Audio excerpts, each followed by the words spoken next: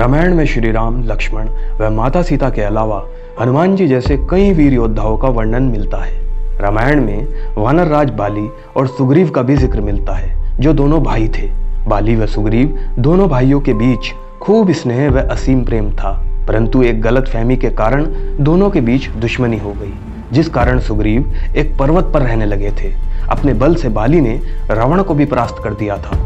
पराक्रमी बाली कहीं भी पहुंच सकता था, फिर भी वो उस पर्वत पर जाने से डरता था। इसके पीछे एक बड़ी वजह थी। वीडियो में आगे बढ़ने से पहले अगर आप चैनल पर नए हैं तो इसको सब्सक्राइब कर लें और बेल आइकन को प्रेस करना ना भूलें। एक पौराणिक कथा के अनुसार बाली बेहद ही शक्तिशाली व पराक्रमी वानर योद्धा था। एक समय दुंदुभी नाम का एक असुर बाली से युद्ध करने के लिए पहुंच गया। दोनों के बीच युद्ध शुरू हुआ और बाली ने दुंदुभी का वध कर दिया। बाली ने दुंदुभी का वध कर दिया और क्रोध में उसके शव को उठाकर आकाश मार्ग से कई किलोमीटर दूर फेंक दिया। हवा में उड़ते हुए दुंदुभी के शरीर से रक्त की कुछ बूंदें मातंग ऋषि के आश्रम में गिर गई। रक्त की बूंदें देखकर ऋषि बहुत क्रोधित हो गए। ऋषि मातंग ने अपने तपोबल से यह जान लिया कि यह कार्य किसने और क्यों किया है। बाली ने युद्ध के लिए ललकारने पर असुर का वध किया था, इसलिए उसका वध करने में कोई बुराई नहीं थी, लेकिन बल के मद में किसी के शव का अपमान व तपस्वी के आश्रम को अपवित्र करना यह पाप था। बाली के व्यवहार से क्रोधित होकर मातंग ऋषि ने बाली को शाप दिया कि यदि वो उनके आश्रम के 1 योजन की दूरी के अंदर आया तो उसकी मृत्यु हो जाएगी।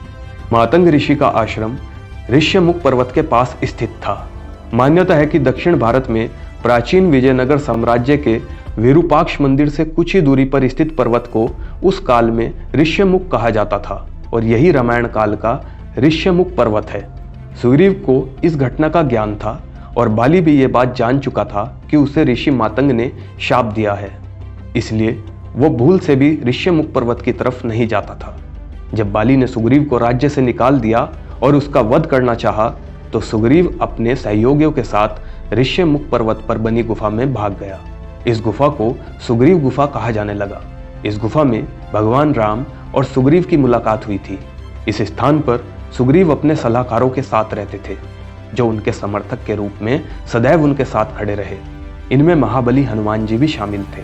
आज भी इस पर्वत पर गुफा के समीप एक मंदिर बना है, जहां सूर्यदेव और सुग्रीव की मूर्ति स्थापित है।